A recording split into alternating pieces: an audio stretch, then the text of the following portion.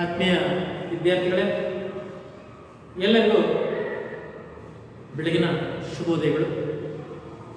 ಇಂದು ನಾವು 9ನೇ ತರಗತಿಯ ನಮ್ಮ ಕನ್ನಡ ಕಸ್ತೂರಿ ವಿಭಾಗದ ಪಠ್ಯಪೋಷಕ ಅಧ್ಯಯನಕ್ಕೆ ಹೋಗೋಣ. ಮೊದಲ ಪಠ್ಯ ಗುಣಸಾಗರಿ ಪಂಡರಿ ಬಾಯಿ.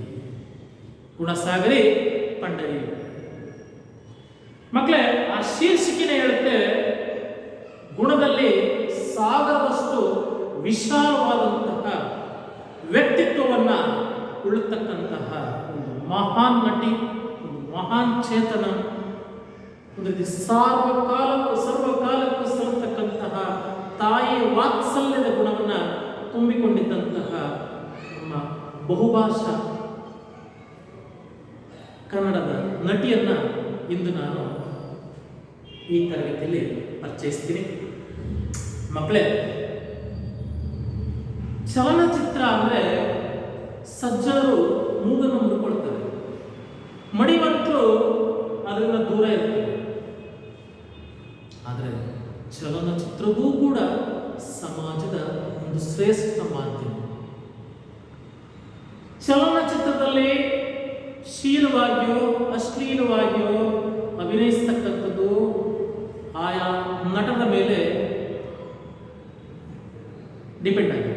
ಆಯಾ ನಟನ ಒಂದು ಪಾತ್ರದ ಮೇಲೆ ನಾವು ಗಮನಿಸಬೇಕಾಗಿದೆ. ನಟನೆಯಲ್ಲೂ ತನ್ನ ಸಾಮಾಜಿಕ ಜೀವನದಲ್ಲೂ ತನ್ನ ಗುಣದಿಂದ, ತನ್ನ ವಾತ್ಸಲ್ಯದ ನೋಟದಿಂದ ಸಿನಿ ರಸಿಕರಲ್ಲದೆ ಸಮಾಜದ ಎಲ್ಲ ವರ್ಗದಲ್ಲೂ ಕೂಡ ಪಂಡರಿ ಬಾಯಿ ಆ ಪದ ಕೇಳಿದ್ರೆ ಸಾಕು, ವಿಶೇಷವಾಗಿರ್ತಕ್ಕಂತಹ ಗೌರವದ ಭಾವನೆ ಮೂಡುತ್ತೆ ಮಕ್ಕಳಿಗೆ. ಅಂತಹ ಚಲನಚಿತ್ರ ನಟಿಯ ಬಗ್ಗೆ, ಚಲನಚಿತ್ರ ನಟಿ ಅನ್ನೋದಕ್ಕಿಂತ ಒಂದು ಗುಣದ ಮೇರು ಪರ್ವತದ ಬಗ್ಗೆ ನಾನು ನಿಮಗೆ ಪರಿಚಯವನ್ನು ಮಾಡಲು ಬಯಸ್ತೇನೆ. ಗುಣಸಾಗರಿ ಪಂಡರಿ ಬಾಯಿ. ಸತ್ಯ ಹರಿಶ್ಚಂದ್ರ ಚಲನಚಿತ್ರವನ್ನು ನೋಡಿದಂಥವರಿಗೆ ಚಂದ್ರಮತಿಯನ್ನ ಮರೆಯಲು ಸಾಧ್ಯವೇ ಇಲ್ಲ. ಸಾಕ್ಷಾತ್ ಚಂದ್ರಮತಿಯೇ ಅಷ್ಟು ಆ ಪಾತ್ರದಲ್ಲಿ ಭಾವ ಪರವಶಳಾಗಿ ಪರಕಾಯ ಪ್ರವೇಶವನ್ನು ಮಾಡಿ ಅಭಿನಯಿಸಿದಂತಹ ಅಭಿನೇತ್ರಿ ಪಂಡರಿ ಬಾಯಿ. ಸತಿ ಸಕ್ಕುಬಾಯಿ ನೋಡಿ, ಆ ಸತಿ ಸಕ್ಕುಬಾಯಿ ಕಣ್ಮುಂದೆ ಬರೋದು ಪಂಡರಿ ಬಾಯಿ. ನಮ್ಮ ಭಕ್ತ ಕುಂಬಾರ ಚಲನಚಿತ್ರದಲ್ಲಿ ರಾಜ್ಕುಮಾರ್ ಅವರ ಪತ್ನಿಯಾಗಿ ಅಭಿನಯಿಸಿರ್ತಕ್ಕಂತಹ ಆಕೆಯ ಒಂದು ಪಾತ್ರ ನಿಜಕ್ಕೂ ಈ ಶತಮಾನಗಳಲ್ಲಿ ಚಲನಚಿತ್ರ ವಿಭಾಗದಲ್ಲಿ ಯಾವ್ದಾರ ಒಂದು ಶ್ರೇಷ್ಠ ತಾಯಿ ಪಾತ್ರ ಇದೆ ಅಂದರೆ ಅದು ಪಂಡರಿ ಬಾಯಿ ಅನ್ನತಕ್ಕದನ್ನ ನಿರ್ಭಯವಾಗಿ ಎತ್ತರ ಧ್ವನಿಯಲ್ಲಿ ನಾವು ಹೇಳ್ಬೋದು. ಅಂತಹ ಒಬ್ಬ ಮಹಾನ್ ಚೇತನ ಪಂಡರಿ ಬಾಯಿ. ಆ ಪಂಡರಿ ಬಾಯಿಯವರ ಪಾಠಭಾಗವನ್ನು ನಿಮಗೋಸ್ಕರ ಬರೆದಿರ್ತಕ್ಕಂತಹ, ನಿಮಗೋಸ್ಕರ ನಿಗದಿಪಡಿಸಿರ್ತಕ್ಕಂಥ ಪಠ್ಯಪುಸ್ತಕ ಅಧ್ಯಯನ ಕರ್ತೃ ಡಾಕ್ಟರ್ ಜಯಮಾಲ. ಈಕೆಯೂ ಕೂಡ ರಾಷ್ಟ್ರ ಪ್ರಶಸ್ತಿ ವಿಜೇತೆ, ಕನ್ನಡ ಮತ್ತು ಸಂಸ್ಕೃತಿ ಇಲಾಖೆಯಲ್ಲಿ ಸಚಿವೆಯಾಗಿ ಕಾರ್ಯನಿರ್ವಹಿಸಿದಂತಹ ಜಯಮಾಲ ಅವರು ಕ್ರಿಸ್ತಶಕ 1959ರಲ್ಲಿ ನಮ್ಮ ಪೆಣಂಬೂರಿನಲ್ಲಿ ಜನಿಸಿದ್ರು. ದಕ್ಷಿಣ ಕನ್ನಡದ ಪೆಣಂಬೂರಿನಲ್ಲಿ ಜನಿಸಿದ್ರು. ಇವರ ನಿರ್ಮಿಸಿದಂತಹ, ಇವರೇ ಸ್ವತಃ ನಟಿಸಿದಂತಹ ತಾಯಿ ಸಾಹೇಬ ಎಂಬ ಚಲನಚಿತ್ರಕ್ಕೆ ರಾಷ್ಟ್ರ ಪ್ರಶಸ್ತಿ ಸಂದಿದೆ. ಇವರು ಕೂಡ ಸ್ವರ್ಣ ಕಮಲ ಪ್ರಶಸ್ತಿಯನ್ನು ಸರ್ಕಾರ ಕೊಟ್ಟು ಗೌರವಿಸಿದೆ, ಕೇಂದ್ರ ಸರ್ಕಾರ. ಇವರ ಕರ್ನಾಟಕ ರಾಜ್ಯ ನಿರಾಶ್ರಿತ ಮಹಿಳೆಯರ ಪುನರ್ವಸತಿ ಆಡಳಿತ ವ್ಯವಸ್ಥೆಯ ಅಧ್ಯಯನ ಅಂತಕ್ಕಂಥ ಒಂದು ಸುದೀರ್ಘ ಬರಹಕ್ಕೆ ಶ್ರೀಯುತರಿಗೆ PhD ಪದವಿಯನ್ನು ಕೊಡಲಾಗಿದೆ. ಈ ನಟಿ ಆ ಒಂದು ಶ್ರೇಷ್ಠ ನಟಿ ಪಾಠ ಗುಣಸಾಗರಿ ಪಂಡರಿ. ಮಕ್ಕಳೇ, ಪಾಠ ತುಂಬ ದೀರ್ಘವಾಗಿದೆ. ಆ ದೀರ್ಘವಾಗಿರ್ತಕ್ಕಂಥದ್ದನ್ನ ತುಂಡಾಗಿ ಕೇಳೋದು ನನಗೆ ಇಷ್ಟ ಆಗಲ್ಲ. ಅದರ ಒಟ್ಟಾರೆ ಆ ಒಂದು ಪಾಠದ ತಿರುಳನ್ನ ನನ್ನ ಮಾತುಗಳ ಮೂಲಕ ನಿಮಗೆ ತಿಳಿಸ ಬಯಸ್ತೇನೆ. ಭಾರತೀಯ ಚಿತ್ರರಂಗ ಎಂದೂ ಮರೆಯದ ನಟಿಯಲ್ಲಿ ಪಂಡರೀಬಾಯಿ. ಈಕೆ ನಟಿ ಮಾತ್ರವಲ್ಲ, ಮಹಾನ್ ವ್ಯಕ್ತಿತ್ವವುಳ್ಳವರಾಗಿದ್ದರು. ಅವರ ಬದುಕು ಮೇಣದ ಪತ್ತಿಯ ರೂಪವನ್ನು ಹೋಲುತ್ತದೆ. ಮಕ್ಕಳೇ, ಮೇಣದ ಬತ್ತಿ ತನ್ನನ್ನು ತಾನು ಉಳಿಸಿಕೊಂಡು ಮನೆಗೆ ಬೆಳಕಾಗ, ಹಾಗೆ ಯಾವುದೇ ಸನ್ನಿವೇಶದಲ್ಲೂ ಕೂಡ ಆ ತಾಯಿ ಕಷ್ಟದಲ್ಲಿ ಹೇಗೆ ಜೀವಿಸಿದ್ರು ಸುಖದಲ್ಲೂ ಕೂಡ ಹಾಗೆ ಜೀವಿಸ್ತಾರೆ. ಆ ಕಷ್ಟದ ಹಾದಿಯನ್ನ ಅವ್ರು ಮರ್ತಿರ್ಲಿಲ್ಲ. ಸುಖ ಬಂದಾಗಲೂ ಕೂಡ ಮೆರಿಲಿಲ್ಲ. ತಾನು ಗಳಿಸಿಕೊಂಡಂತಹ ಸಿರಿ ಸಂಪತ್ತನ್ನು ಕೂಡ ಪುನಃ ಸಮಾಜಕ್ಕೆ ವಿನಿಯೋಗಿಸಿದಂತಹ ಮಹಾತಾಯಿ. ಚಿತ್ರರಂಗದ ಉತ್ತುಂಗದಲ್ಲಿ ಇದ್ದಾಗಲೂ ಪಂಡರೀಬಾಯಿ ಸಾಮಾನ್ಯರಂತೆ ಬದುಕಿದ್ದರು. ಅದು ಅವರ ಶ್ರೇಷ್ಠ ಗುಣ. ನಾನು ಪರ್ಯಾಯವಾಗಿ ಒಂದು ಪಾತ್ರವನ್ನು ಹೇಳಕ್ಕೆ ಬಯಸ್ತೇನೆ. ಡಾಕ್ಟರ್ ರಾಜ್ಕುಮಾರ್ ಎಂದಿಗೂ, ಹಿಂದೆಗೂ, ಮುಂದೆಗೂ, ಎಂದೆಂದಿಗೂ ಚಿತ್ರರಂಗವನ್ನು ಅಥವಾ ಆ ಚಲನಚಿತ್ರ ಮಾಧ್ಯಮವನ್ನು ಒಂದು ರೀತಿ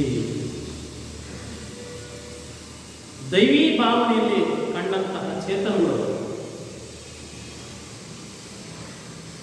ಸಜ್ಜನಿಕೆ, ವಿನಯ, ಸೌಜನ್ಯ, ಮೌಲ್ಯ ಇವುಗಳನ್ನೇ ತನ್ನ ವ್ಯಕ್ತಿತ್ವವಾಗಿಸಿಕೊಂಡು ಅವರು ಅಭಿನಯಿಸಿದಂತಹ ಪಾತ್ರಗಳಲ್ಲೂ ಕೂಡ ಅಂಥ ಮೌಲ್ಯಯುತ ಪಾತ್ರಗಳನ್ನೇ ಮಾಡೋದ್ರ ಮೂಲಕ ಸಮಾಜಕ್ಕೆ ಉತ್ತಮ ಸಂದೇಶವನ್ನು ಕೊಟ್ಟಂತಹ ಮೇರು ನಟರು.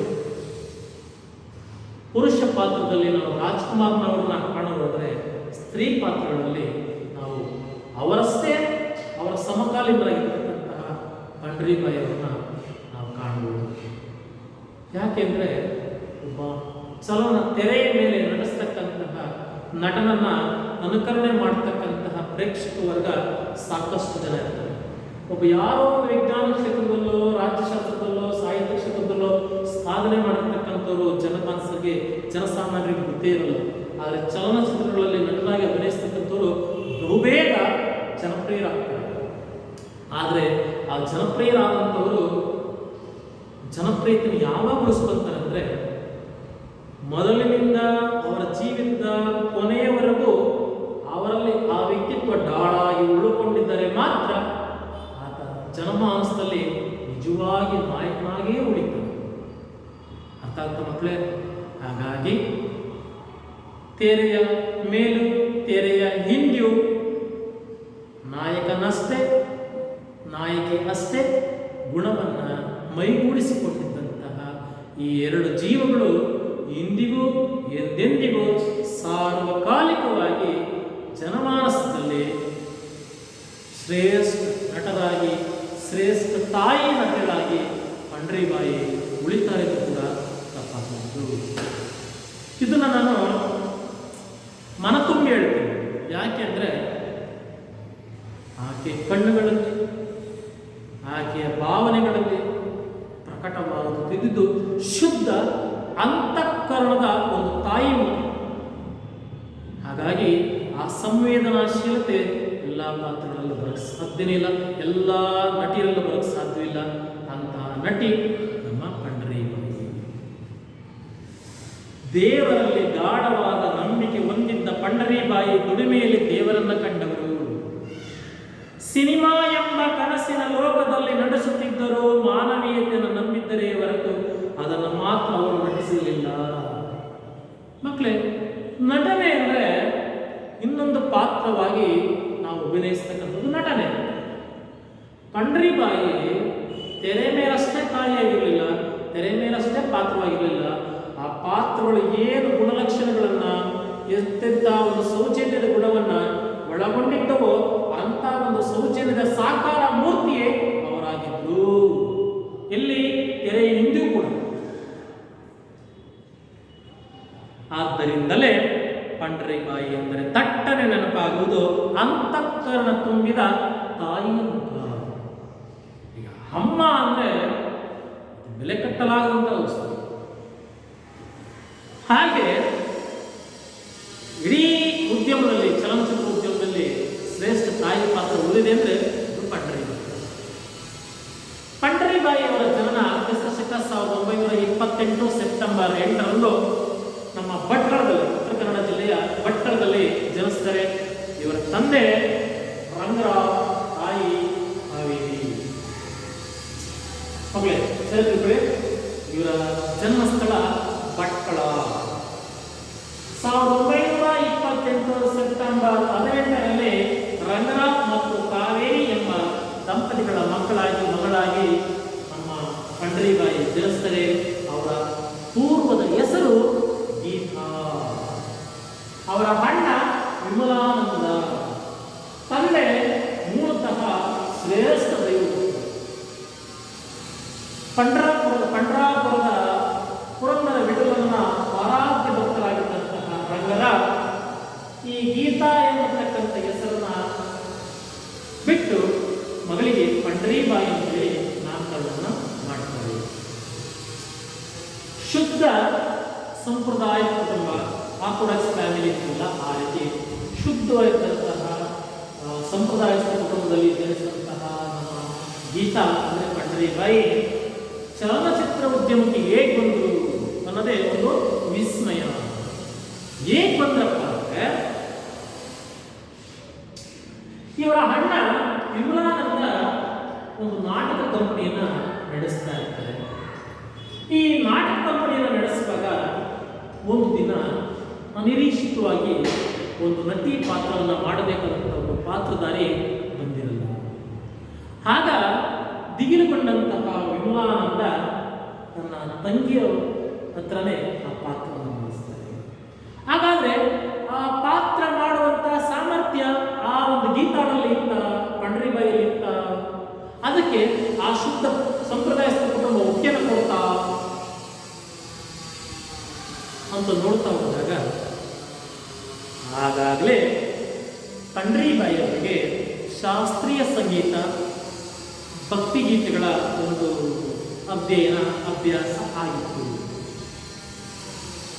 ಹಾಗಾಗಿ ಮನೆಯಲ್ಲಿಯೇ ಒಂದು ಸಾಂಸ್ಕೃತಿಕ ಕಲೆಯ ನಂಟು ಇದ್ದಿದ್ದರಿಂದ ಈ ವಿಮಲಾನಂದರ ನಾಟಕದಲ್ಲಿ ಇವರು ನಟಿಸ್ತಾರೆ. ಆ ಮೊದಲ ನಾಟಕವೇ ಮುದುಕನ ಮದುವೆ. ಯಾವುದೋ ಮುದುಕನ ಮದುವೆ ಅಂತಕ್ಕಂತಹ ನಾಟಕದಲ್ಲಿ ಪಾತ್ರವಾಗಿ ಅಭಿನಯಿಸಿದರು. ಬನ್ನಿ ಅಂದ್ರೆ ನೋಡ್ರಿ, ನಾನು ಹೇಳೋದು ಅನ್ಕೊಟ್ಟೇನೆ. ಭಟ್ಕಳದಲ್ಲಿದ್ದಂಥ ಕುಟುಂಬ ಈ ಮೈಸೂರು ಬೆಂಗಳೂರಿಗೆ ಹೇಗೆ ಬಂತು ಸರ್? ಇವ್ರು ಯಾರು ಆಶ್ರಯ ಕೊಟ್ಟರು? ಬಡತನ ಮನೇಲಿತ್ತು, ಚಲನಚಿತ್ರಕ್ಕೆ ಹೆಂಗೆ ದಾರಿ ಆಯಿತು ಅಂತಕ್ಕಂತಹ ಪ್ರಶ್ನೆ ನಿಮ್ಮಲ್ಲಿ ಉದಯಿಸಬಹುದು. ನೋಡಿ, ಕ್ರಿಸ್ತಶಕ 1940ರಲ್ಲಿ 40ರ ಆಸ್ಪಾಸ್ನಲ್ಲಿ ಮೈಸೂರು ಒಡೆಯರು ಕಲೆಗೆ ಸಾಕಷ್ಟು ಬೆಲೆಯನ್ನು ಕೊಡ್ತಾ ಇದ್ರು, ಕಲಾವಿದರಿಗೆ ಸಾಕಷ್ಟು ಆಶ್ರಯವನ್ನು ಕೊಡ್ತಾ ಇದ್ರು. ಹಾಗಾಗಿ ಆ ಆಶ್ರಯವನ್ನು ನಂಬಿಕೊಂಡಂತಹ ಈ ಪಂಡ್ರಿಬಾಯಿ, ರಂಗರಾವ್, ಕಾವೇರಿ ಕುಟುಂಬ ನಮ್ಮ ಇಡೀ ಸಂಸಾರವನ್ನು ಮೈಸೂರಿಗೆ ಸ್ಥಳಾಂತರ ಮಾಡುತ್ತೆ. ಆ ಸ್ಥಳಾಂತರ ಮಾಡಿದಾಗ ಅರಮನೆಯಲ್ಲಿ ಸಂಗೀತಗಾರರಾಗಿ ಇವರು ಸೇವೆಯನ್ನು ಸಲ್ಲಿಸ್ತಾ ಇರ್ತಾರೆ. ಇಂಥ ಸನ್ನಿವೇಶದಲ್ಲಿ ಇವರು ಒಂದು ನಾಟಕದಲ್ಲಿ ಅಭಿನಯಿಸ್ತಕ್ಕಂಥ ಅವಕಾಶವನ್ನು ವಿಮಲಾನಂದ ಮಾಡಿಕೊಡ್ತಾರೆ. ಆ ಮೊದಲ ನಾಟಕವೇ ಮುದುಕನ ಮದುವೆ.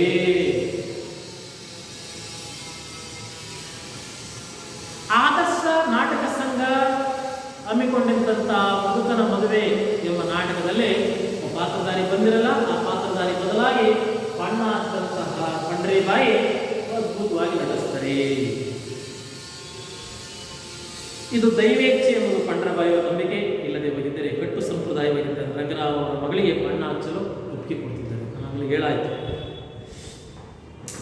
ಇಲ್ಲಿ ಇನ್ನೊಂದು ವಿಶೇಷ ನೋಡಿ, ಆ ಒಂದು ಪಾತ್ರಧಾರಿ ಪಂಡ್ರಿಬಾಯಿ ಆ ಒಂದು ನಾಟಕದಲ್ಲಿ ಆ ರಂಗ ಸಂಚಿಕೆಯಲ್ಲಿ ಅಭಿನಯಿಸಿದ್ದೇನೋ ಆಯ್ತು. ಅವರ ಅದೃಷ್ಟಕ್ಕೆ ಆ ನಾಟಕ ನೋಡಲು ಪಿಟೀಲ್ ಚೌಡಯ್ಯ ಮತ್ತು ಕೆ ಹಿರಿಯಣ್ಣಯ್ಯ ಅಂತಕ್ಕಂತಹ ಇಬ್ಬರು ಶ್ರೇಷ್ಠ ಕಲಾವಿದರು ಬಂದಿರ್ತಾರೆ. ಯಾರು? ಪಿಟೀಲ್ ಚೌಡಯ್ಯ ಮತ್ತು ಕೆ ಹಿರಿಯಣ್ಣಯ್ಯ. ಕೆ ಹಿರಿಯಣ್ಣಯ್ಯ ಅಂತಕ್ಕಂತಹ ಇನ್ನು ಕಲಾವಿದರು ಈ ಮುದುಕನ ಮದುವೆ ಅಂತಕ್ಕಂಥ ನಾಟಕ ನೋಡಕ್ ಬಂದಿರ್ತಾರೆ. ಇದು ಆಕೆ ಅದೃಷ್ಟು ಅಂತ ನಾವು ಹೇಳೋದು. ಹೆಂಗಪ್ಪ? ಅವರು ವಾಣಿ ಅಂತಕ್ಕಂತಹ ಒಂದು ಚಲನಚಿತ್ರನ ತೆಗಿತಾರೆ. ಏನ ವಾಣಿ? ಆ ವಾಣಿ ಚಲನಚಿತ್ರಕ್ಕೆ ಒಬ್ಬ ನಟಿ ಬೇಕಾಗಿದೆ. ಅವರು ಅವತ್ತು ನಾಟಕವನ್ನು ನೋಡಕ್ ಬಂದರೆ, ಆ ಪ್ರದರ್ಶನ ನೋಡಕ್ ಬಂದವರೇ, ನೋಡಕ್ ಬಂದಾಗ ಈ ಪಂಡ್ರಿಬಾಯಿಯ ಅಭಿನಯವನ್ನು ನೋಡಿ ಮೆಚ್ಚಿಕೊಂಡು ಆದಿಲ್ಲೇ ಆ ವಾಣಿ ಚಲನಚಿತ್ರಕ್ಕೆ ಪಂಡ್ರಿಬಾಯಿಯವ್ರನ್ನ ನೇಮಿಸ್ತಾರೆ, ಆಯ್ಕೆ ಮಾಡ್ತಾರೆ. ಆ ಮೂಲಕ ಪಂಡ್ರಿಬಾಯಿ ಮೊಟ್ಟ ಮೊದಲ ಬಾರಿಗೆ ಬೆಳ್ಳಿ ತೆರೆಯ ಮೇಲೆ ಅಂದ್ರೆ ಚಲನಚಿತ್ರದಲ್ಲಿ ನಟಿಸ್ತಕ್ಕಂಥ ಒಂದು ಅವಕಾಶ ಸಿಕ್ತು. ನೋಡಿ, ಬದುಕಿನ ತಿರುವುಗಳು ಯಾವ ರೀತಿ ಇರ್ತವೆ. ಎಲ್ಲೋ ಹುಟ್ಟಿದ ಗೀತ ಎಲ್ಲೋ ಬಂದು ಅನಿರೀಕ್ಷಿತವಾಗಿ ನಾಟಕದಲ್ಲಿ ಅಭಿನಯಿಸಿ ಆ ದಿನ ಕಲಾವಿದರ ಕಣ್ಣಿಗೆ ಕಂಡು ಚಲನಚಿತ್ರದಲ್ಲಿ ನಾಯಕಿಯಾಗತಕ್ಕಂಥ ಅವಕಾಶವನ್ನ ಪಡ್ಕೊಂಡ್ರು. ನೋಡ್ರಿ, ಒಳ್ಳೆಯ ಗುಣವಿದ್ರೆ ಭಗವಂತ ಹೇಗೆ ಕೈ ಹಿಡಿತಾನೆ ಅನ್ನೋದಕ್ಕೆ ಈ ಪಂಡ್ರಿಬಾಯಿನೇ ಸಾಕ್ಷಿ. ಹಾಗಂತೇಳಿ ಪಂಡ್ರಿಬಾಯಿಯವರ ಆ ವಾಣಿ ಚಲನಚಿತ್ರದ ನಂತರ ಜೀವನ ಸುಗಮವಾಗಿತ್ತೆ ಅಂತಗೋಸ್ಕರ ಯಾಕಪ್ಪ ಅಂದ್ರೆ, ಅದಾದ್ಮೇಲೆ ನಾವು ಚಲನಚಿತ್ರದಲ್ಲಿ ಸಿನಿಮಾಗಳಲ್ಲಿ ಸಾಕಷ್ಟು ಅವಕಾಶಗಳು ಬರಲಿಲ್ಲ. ಇಂಥ ಸನ್ನಿವೇಶದಲ್ಲಿ ತಮಿಳುನಾಡಿನ ಒಂದು ಸ್ಟುಡಿಯೋ, ಯಾವ್ದು ಸ್ಟುಡಿಯೋ ಅಂದರೆ JMM ಅಂತಲೂ ಯಾವುದೋ ಒಂದು ಸ್ಟುಡಿಯೋ, AVM ಅಂತ, AVM ಅಂತ.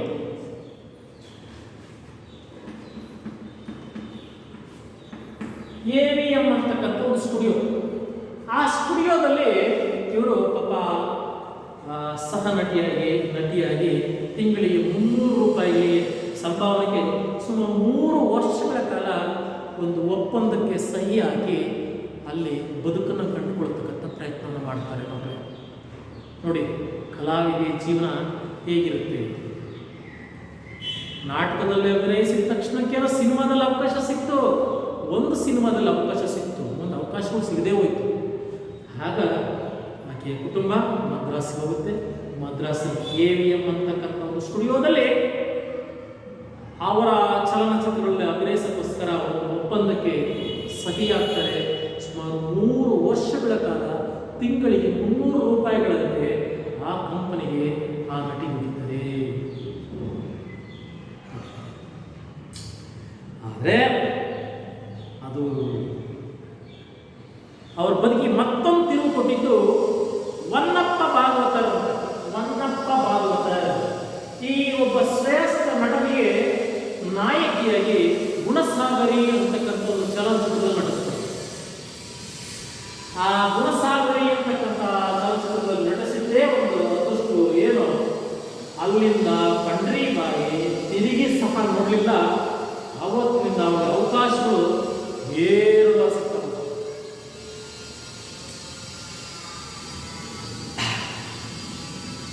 ಬರೇ ಒಂದೊಂದು ಪಾತ್ರವಲ್ಲ, ಆಳು ನೋಟದ ಸೊಪ್ಪಿಲ್ಲ ಅಂತ ರೀತಿಲಿ ಎಲ್ಲ ಪಾತ್ರಗಳಲ್ಲಿ ಬಣ್ಣ ಹಚ್ಚಿ ಎಲ್ಲ ಪಾತ್ರಗಳನ್ನು ಸಂಯಮಿಸ್ತಾರೆ. ಆ ರೀತಿ ಅವರಿಗೆ ಅಷ್ಟೊಂದು ಅವಕಾಶಗಳು ಏರಳುವ ಸಿಕ್ಕಿ ಅವರ ಬದುಕೆ ಒಂದು ರೀತಿ ಹೊಸ ಪರಿವರ್ತನೆಯಾಗಿ ಮಾರ್ಪಡುತ್ತೆ. ಅಷ್ಟೊಂದು ಅವಕಾಶದಿಂದ ಅವರು ಮೇಲೆ ಬರ್ತಾರೆ. ಬಡತನದಿಂದ ಹೊರಟೋಗುತ್ತೆ, ಸಿರಿವಂತಿ ಸಿಗುತ್ತೆ.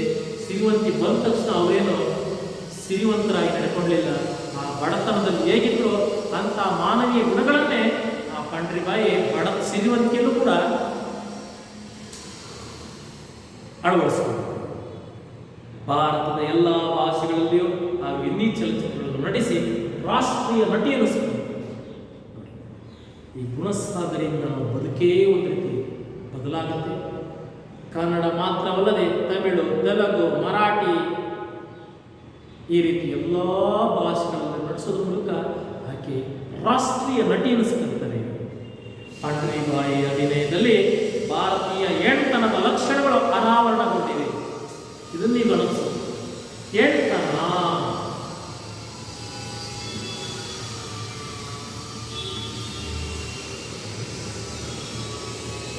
ಸ್ತ್ರೀ ಪೂಜೆಗೆ ಬರಹಳು.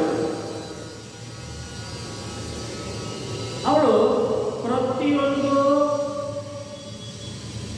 ವಯಸ್ಸಿನಲ್ಲೂ ತನ್ನದೇ ಇರ್ತಕ್ಕಂಥ ಇರುವಂತಿಕೆಯನ್ನ, ತನ್ನ ತನವನ್ನ ಪ್ರಕಟಿಸ್ತಾ ಹೋಗ್ತಾಳೆ.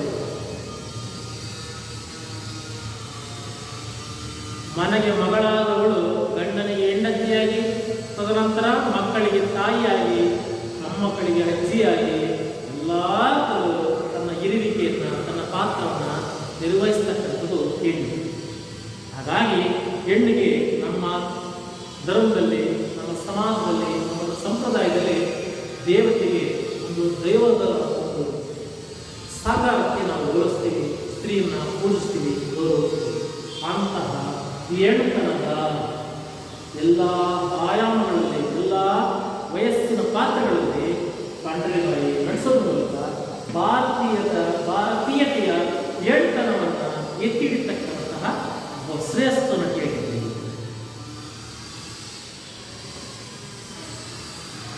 ಪಂಡ್ರಿಬಾಯಿಯವರ ಪರಕಾಯ ಪ್ರವೇಶದ ನನಗೆ ತಮ್ಮದಿಗೆ ಅವರೇ ಸಾಟಿ. ಯಶಸ್ಸಿನ ಶಿಖರದಲ್ಲಿ ಇದ್ದಾಗಲೇ ಸಂತ ಸತಿ, ಸಕ್ಕುಬಾಯಿ, ರಾಯರ ಸೊಸೆ, ಅನ್ನಪೂರ್ಣ, ಕೆರಳದ ಸಿಂಹ ಮುಂತಾದ ಚಿತ್ರಗಳನ್ನು ನಿರ್ಮಾಣ ಮಾಡಿ ತನ್ನ ಸುತ್ತಲಿನವರಿಗೆ ನೆರವಾಗುವ ಮೂಲಕ ಚಿತ್ರರಂಗದ ಋಣವನ್ನು ತೀರಿಸಿದ್ದಾರೆ. ಮಕ್ಕಳೇ, ಸಂಪಾದನೆ ಬಂದಾಗ ಮನುಷ್ಯ ಬದಲಾಗುವುದು ಸಹಜ. ಹಣ ಏರಳವಾದಾಗ ಮನುಷ್ಯನ ಗುಣದಲ್ಲಿ ಬದಲಾಗುವುದು ಸಹಜ. ಅದನ್ನು ನಾನು ಯಾಕೆ ಹೇಳ್ತೀನಪ್ಪ ಅಂದರೆ, ಅಷ್ಟೊಂದು ದುಡ್ಡು ಬಂತು ಅಂತೇಳಿ ಅವ್ರು ಮೆರೆಯಲಿಲ್ಲ. ಹಂಗಂತೇಳಿ ಅವ್ರು ಏನು ಮಾಡಿದ್ರು, ಹಲವು ಕಲಾವಿದರಿಗೆ ಅನುಕೂಲಕ್ಕೋಸ್ಕರ ಸುಮಾರು ಸಾಕಷ್ಟು ಚಲನಚಿತ್ರಗಳನ್ನು ತೆಗೆದು ಅದು ಕೆರೆಯ ನೀರನ್ನು ಕೆರೆಗೆ ಚೆಲ್ಲಿ ಎಂದು ಹಣವನ್ನು ಚಲನಚಿತ್ರಕ್ಕೆ ವಿನಿಯೋಗಿಸಿದರು. ಸಿನಿಮಾದಲ್ಲಿ ಎತ್ತರಕ್ಕೆ ಏರಿದಾಗಲೂ ಪಂಡ್ರಿಬಾಯಿ ನಾಟಕ ರಂಗವನ್ನು ಮರೆಯಲಿಲ್ಲ. ಶ್ರೀಕೃಷ್ಣ ಚೈತನ್ಯ ನಾಟಕ ಸಭಾ ಎಂಬ ತಂಡವನ್ನು ಕಟ್ಟಿ ನಾಡಿನಾದ್ಯಂತ ನಾಟಕಗಳನ್ನು ಪ್ರದರ್ಶಿಸಿ ಸಹ ಕಲಾವಿದರಿಗೆ ನೆರವು ನೀಡಿ ಉದಾಹರಿಸಿಕೊಂಡರು. ಅವರು ತನ್ನ ಜೀವಿತ ಕಾಲದಲ್ಲಿ ಎಂದೂ ಯಾವುದೇ ವಿವಾದಕ್ಕೆ ಸಿಲುಕಲಿಲ್ಲ. ತನ್ನನ್ನು ಅವಲಂಬಿಸಿದವರೆಲ್ಲರೂ ನೆಲೆ ನಿಂತ ಮೇಲೆ ಜನ ಅಚ್ಚರಿಪಡುವಂತೆ ತಡವಾಗಿ 1971ರಲ್ಲಿ ರಾಮರಾವ್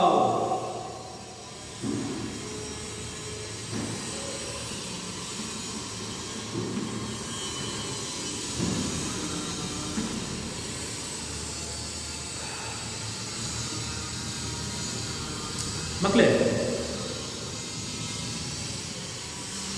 ಬದುಕಿನಲ್ಲೂ ಕೂಡ ಅವರು ನಟಿಸಲಿಲ್ಲ ಅನ್ನೋದಕ್ಕೆ ಒಂದು ಉದಾಹರಣೆ. ತನ್ನ ಮನೇಲಿ ಬಡತನ ಇತ್ತು. ಬಡತನನ ಹೋಗಲಾಡಿಸೋಕ್ಕೋಸ್ಕರ ಮದುವೆನೇ ಆಗಲಿಲ್ಲ. ತನ್ನ ಅನುಸರಿಸಿಕೊಂಡು ಹುಟ್ಟುತ್ತವರೆಲ್ಲರೂ ಕೂಡ ದಡಾವು ಸೇರೋ ತನಕ ಆ ತಾಯಿಯ ಮದುವೆನೇ ಆಗಲಿಲ್ಲ. ಈ ರೀತಿ ತನಗೆ ಯಶಸ್ಸು, ಕೀರ್ತಿ, ಹಣ, ಸಂಪಾದನೆ ಎಲ್ಲವೂ ಸಿಕ್ಕಿ ಮೇಲಸ್ತರಕ್ಕೆ ಹೋದವರು ಕೂಡ ತನ್ನ ನಮ್ಮದವ್ರನ್ನೆಲ್ಲರನ್ನೂ ಕೂಡ ಅವರು ನೆಲೆ ಕಾಣಿಸಿದ್ರು.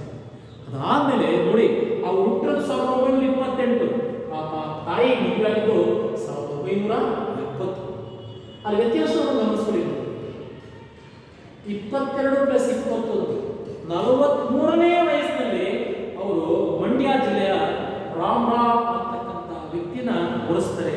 ಅಲ್ಲಿ ಅವರು ವಿವಾಹ ಜೀವನಕ್ಕೆ ಕಾಲಿರಿಸ್ತಾರೆ. ಕನ್ನಡ ಚಿತ್ರರಂಗದ ಮೇರು ನಟರಾದ ಡಾಕ್ಟರ್ ರಾಜ್ಕುಮಾರ್ ಹಾಗೂ ತಮಿಳಿನ ಅದ್ಭುತ ಪ್ರತಿಭೆ ಶಿವಾಜಿ ಗಣೇಶನ್, ಈ ಎರಡು ಹೆಸರುಗಳನ್ನು ಮರೆಯಕ್ಕಾಗಲ್ಲ. ಯಾಕೆಂದ್ರೆ ಕನ್ನಡ ಚಿತ್ರರಂಗಕ್ಕೆ ಡಾಕ್ಟರ್ ರಾಜ್ಕುಮಾರ್ ಹೇಗೋ ತಮಿಳು ಚಿತ್ರರಂಗಕ್ಕೆ ಡಾಕ್ಟರ್ ಶಿವಾಜಿ ಗಣೇಶನ್. ಬರ್ಬೇಡಿ, ಶಿವಾಜಿ ಗಣೇಶನ್. ತಮಿಳು ಚಿತ್ರರಂಗ ಡಾಕ್ಟರ್ ರಾಜ್ಕುಮಾರ್.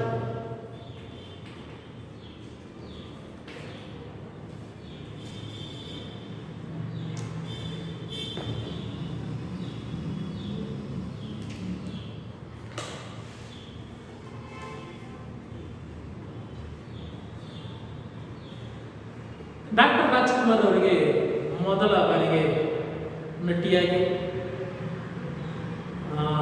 ಶಿವಾಜಿ ಗಣೇಶನ್ ಕೂಡ ಪ್ರಥಮ ಚಿತ್ರದಲ್ಲಿ ನಟಿಯಾಗಿ ಪಾಂಡ್ರಿಬಾಯಿ ಅವರು ನಟಿಸ್ತಾರೆ. ಕನ್ನಡ ಚಿತ್ರರಂಗದ ಮೇರು ನಟರಾದ ಡಾಕ್ಟರ್ ರಾಜ್ಕುಮಾರ್ ಹಾಗೂ ತಮಿಳಿನ ಆತಂದ ಪ್ರತಿಭೆ ಶಿವಾಜಿ ಗಣೇಶನ್ ನಟಿಸಿದ ಮೊದಲ ಚಿತ್ರಗಳಲ್ಲಿ ನಾಯಕಿಗೆ ಪಾಂಡ್ರಿಬಾಯಿ ಎನ್ನುವುದು ಬಹುದೊಡ್ಡ ಗೌರವ. ಇವರಿಗೆ ಸಂತ ಪ್ರಶಸ್ತಿಗಳು ಪಾಂಡ್ರಿಬಾಯಿ ಅವರ ಸಾಧನೆಯನ್ನು ಸಾರಿ ಹೇಳುತ್ತವೆ. 1965ರಲ್ಲಿ ಸತ್ಯ ಹರಿಶ್ಚಂದ್ರ ಚಿತ್ರದ ಚಂದ್ರಮತಿ ಪಾತ್ರದ ನಟನೆಯಾಗಿ ರಾಷ್ಟ್ರೀಯ ಶ್ರೇಷ್ಠ ನಟಿ. ಮಕ್ಕಳೇ, ರಾಷ್ಟ್ರೀಯ ಶ್ರೇಷ್ಠ ನಟಿ ಯಾವ ಪಾತ್ರಕ್ಕೆ? ಚಂದ್ರಮತಿ ಪಾತ್ರಕ್ಕೆ. ಯಾವ ಚಿತ್ರ? ಸತ್ಯ ಹರಿಶ್ಚಂದ್ರ. ಮಕ್ಕಳೇ, ಎಲ್ಲ ಕಥೆಗಳನ್ನು ಹೇಳಿರ್ತೀವಿ ನಿಮಗೆ. ಒಮ್ಮೆ ಸತ್ಯ ಹರಿಶ್ಚಂದ್ರ ನೀವು ಚಲನಚಿತ್ರವನ್ನು ನೋಡಿ.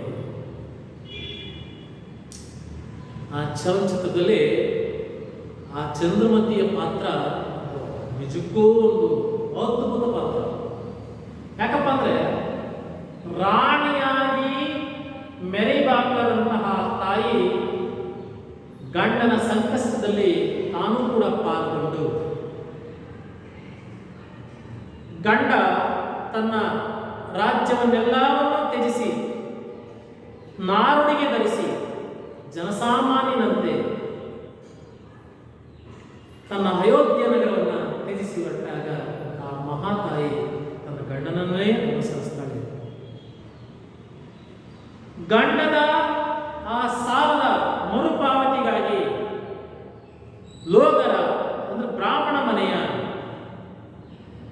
ಸೇವಕಿಯಾಗಿ, ದಾಸಿಯಾಗಿ ಅಭಿನಯಿಸ್ತಾರೆ. ಸಾರಿ, ಪಾತ್ರವನ್ನು ನಿಭಾಯಿಸ್ತಾರೆ. ಅಲ್ಲೂ ಕೂಡ ಆಕೆ ನೆಮ್ಮದಿ ಸಿಗಲ್ಲ. ಅಂತ ಒಂದು ದುರಂತದಲ್ಲೇ ತನ್ನ ಪ್ರೀತಿ ಪಾತ್ರ ಏಕಮಾತ್ರ ಪುತ್ರ ಲೋಹಿತಾಶ್ವನ ಆ ತಾಯಿ ಕಳ್ಕೊಳ್ತಾಳೆ. ಆಗ ಆಕೆಯ ರೋದನ, ಆಕೆಯ ಒಂದು ಆ ದುಸ್ಥಿತಿ, ಈ ಒಂದು ನಾನಾ ಸ್ತರಗಳಲ್ಲಿ ಪಾಂಡ್ರಿಬಾಯಿ ಅವರ ಒಂದು ಶ್ರೇಷ್ಠ ಅಭಿನಯ ಇವತ್ತಿಗೂ ಕಣ್ಣಿ ಕಟ್ಟಿದಾಗಿದೆ. ಮುಂದೆ ನೋಡಿದಾಗ ಕೊನೆಯದಾಗಿ ತನ್ನ ಶಿರವನ್ನೇ ಗಂಡನ ಕೊಡಲಿಗೆ ಕೊಡಬೇಕಾದಂಥ ಸನ್ನಿವೇಶದಲ್ಲೂ ಕೂಡ ಆಕೆ ಹೇಳ್ತಕ್ಕಂಥ ಮಾತು, ಎಂಥದೇ ಸನ್ನಿವೇಶ ಇರಲಿ ಸತ್ಯವನ್ನು ಬಿಟ್ಟು ನಡಿಬೇಡಿ, ಸತ್ಯಕ್ಕೋಸ್ಕರ ಏನು ಬೇಕಾದ್ರೂ ಕಳ್ಕೊಳ್ಳೋಣ, ಹಾರನೇ ಸತ್ಯ ಸತ್ಯವೇ ಪರ ಎಂಬ ಒಂದು ಶ್ರೇಷ್ಠ ವಾಕ್ಯಕ್ಕೆ ತಗ್ಗಿ ನಡೀತಾರೆ. ಒಟ್ಟಾರೆ ಆ ಇಡೀ ಚಲನಚಿತ್ರದಲ್ಲಿ ಪಾಂಡ್ರಿಬಾಯಿ ಅವರ ನೇರ ವ್ಯಕ್ತಿತ್ವವೇ ಪ್ರಕಟವಾಗಿದೆ ಎಂದು ಕೂಡ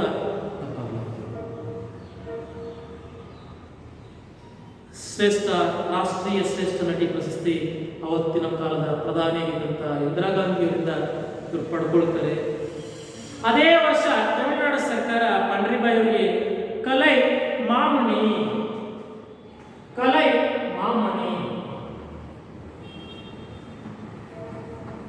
ತಮಿಳುನಾಡು ಸರ್ಕಾರ ಈ ಒಂದು ಪ್ರಶಸ್ತಿಯನ್ನ ಆ ಒಂದು ರಾಜ್ಯದ ಆ ಒಂದು ಭಾಷೆಯ ಶ್ರೇಷ್ಠ ಪ್ರಶಸ್ತಿಯಾಗಿರ್ತಕ್ಕಂಥ ಕಲೈ ಮಾಮಣಿ ಪ್ರಶಸ್ತಿಯನ್ನ ಆ ತಾಯಿಗೆ ಕೊಡುತ್ತೆ. ಕರ್ನಾಟಕ ಸರ್ಕಾರ 1994ರಲ್ಲಿ ರಾಜ್ಯೋತ್ಸವ ಪ್ರಶಸ್ತಿಯನ್ನ, 1995ರಲ್ಲಿ ಡಾಕ್ಟರ್ ರಾಜ್ಕುಮಾರ್ ಅವರ ಪ್ರಶಸ್ತಿಯನ್ನು ನೀಡಿ ಗೌರವಿಸುತ್ತೆ. ಇವರಿಗೆ 2000ನೇದಲ್ಲಿ ಜೀವಮಾನದ ಸಾಧನೆಗೋಸ್ಕರ ಫಿಲ್ಮ್ ಫೇರ್ ಅವಾರ್ಡ್, ಚಿತ್ರರಂಗದ ಶ್ರೇಷ್ಠ ಅತ್ಯುನ್ನತ ಪ್ರಶಸ್ತಿಯಾದಂಥ ಫಿಲ್ಮ್ ಫೇರ್ ಅವಾರ್ಡ್ ಕೂಡ ಇವರಿಗೆ ಸಂದಿದೆ. ಫಾಲ್ಕೆ ಪ್ರಶಸ್ತಿ ಸಿಕ್ಕಿಲ್ಲ, ದಾದಾ ಸಾಹೇಬ್ ಫಾಲ್ಕೆ ಪ್ರಶಸ್ತಿ ಕೊಡಬಹುದಾಗಿತ್ತು ಅಂತ ನಟಿನೇ ಇವರು. ಅದು ಸಿಕ್ಕಿಲ್ಲ. ಅದು ಸಿಗ್ಲಿಕ್ಕೂ ಪರವಾಗಿಲ್ಲ, ಜನಸಾಮಾನ್ಯರು ಆ ಮಟ್ಟಕ್ಕಿಂತ ದೊಡ್ಡ ಮಟ್ಟದ ಪ್ರಶಸ್ತಿನೇ ತಿಳ್ಕೊಟ್ಟಿದ್ದಾರೆ. ಬಂದಿದ್ದು ಬರಲಿ, ಭಗವಂತನ ದಯೆ ಇರಲಿ ಎಂಬ ತತ್ವದಲ್ಲಿ ನಂಬಿಕೆ ಇರಿಸಿದಂಥ ಪಂಡ್ರಿಬಾಯಿಯವರಿಗೆ 1994ರಲ್ಲಿ ಒಂದು ಕಾರು ಅಪಘಾತವಾಗುತ್ತೆ. ಕಾರು ಅಪಘಾತವಾದಾಗ ತನ್ನ ಕೈಯನ್ನು ಕಳ್ಕೊಳ್ತಾರೆ. ಆದರೂ ಕೂಡ ಬುದ್ಧಿಗೆಡದೆ ಪುನಃ ಚಿತ್ರರಂಗದಲ್ಲಿ ನಟಿಯಾಗಿ ನಟಿಸ್ತಾರೆ. ಘಟನೆಯಿಂದ ಎದೆಗೊಂಡದೆ ತಮ್ಮ ನಟನೆಯ ಕಾಯಕನ ಮುಂದುವರಿಸಿದ ಅವರ ಜೀವನ ಪ್ರೀತಿಗೆ ಸಾಕ್ಷಿಯಾಗಿದೆ. ಪ್ರತಿಭೆ, ಅಂತಃಕರಣ ಮತ್ತು ಹೃದಯ ಶ್ರೀಮಂತಿಗೆ ಒಬ್ಬರಲ್ಲೇ ನೆಲೆಗೊಳ್ಳುವುದು ಅಪರೂಪ. ಗುಣ, ಸೌಂದರ್ಯ ಎಲ್ಲವೂ ಕೂಡ ಒಬ್ಬರಲ್ಲಿ ಇರ್ತಕ್ಕಂಥದ್ದು ನಿಜವಾಗೂ ಅಪರೂಪ. ಅಪರೂಪದಲ್ಲಿ ಅಪರೂಪ ಪಂಡ್ರಿಬಾಯಿ. ಅಂತ ಅಪರೂಪದ ಕಲಾವಿದೆ ಪಂಡ್ರಿಬಾಯಿಯವರು ಕ್ರಿಸ್ತಶಕ 2002ರಲ್ಲಿ ನಿಧನರಾಗ್ತಾರೆ. ಕಲಾ ರಸಿಕರ ಮನದಲ್ಲಿ ಎಂದೆಂದಿಗೂ ಅಜರಾಮರವಾಗಿ ಈ ತಾಯಿ ಉಳ್ಕೊಂಡಿದ್ದಾರೆ ಅಂತಕ್ಕಂಥದ್ದನ್ನ ನಾನು ಹೇಳಬಯಸ್ತೀನಿ. ಒಟ್ಟಾರೆ ಮನುಷ್ಯನ ಈ ಒಂದು ದೇಹ, ಕಾಯ ಮಣ್ಣಾಗಬಹುದು, ಆದರೆ ಅವರ ಗುಣ, ಅವರ ಹೆಸರನ್ನ ಚಿರಸ್ಥಾಯಿಯಾಗಿ ಕಲ್ಪಾಂತರ ಸ್ಥಾಯಿಯಾಗಿ ಉಳಿಸುತ್ತೇನಂತೆ ಸಾಕ್ಷಾತ್ ಜೀವಂತ ಸಾಕ್ಷಿ ಗುಣಸಾಗರಿ ಪಂಡ್ರಿಬಾಯಿ ಅಂತ ಹೇಳೋದ್ರ ಮೂಲಕ ಈ ಪಾಠವನ್ನು ಮುಗಿಸ್ತಾ ಇದ್ದೀನಿ ಮಕ್ಕಳೇ. ಅಲ್ಲಿರ್ತಕ್ಕಂಥ ಸರಳ ಪ್ರಶ್ನೆಗಳಿಗೆ ನೀವು ಉತ್ತರಿಸಿ. ಸುಮಾರು ಒಂದು 8 ಪ್ರಶ್ನೆಗಳಿವೆ. 8 ಪ್ರಶ್ನೆಗಳು ಕೂಡ ಸರಳವಾಗಿದ್ದಾವೆ, ನೇರವಾಗಿದ್ದಾವೆ. ಅವನ ಮನೆಗೆಲಸದಲ್ಲಿ ಬರ್ಕೊಂಡ್ಬಂದು ಅಂತ ಹೇಳೋದ್ರ ಮೂಲಕ ಈ ಪಾಠ ನಿಮ್ಗೆ ಅರ್ಥ ಆಗಿದೆ ಅಂತ ಭಾವಿಸ್ಕೊಳ್ತಾ ನಾನು ಈ ಪಾಠ ಭಾಗವನ್ನು ಮುಗಿಸ್ತಾ ಇದ್ದೀನಿ. Thank you.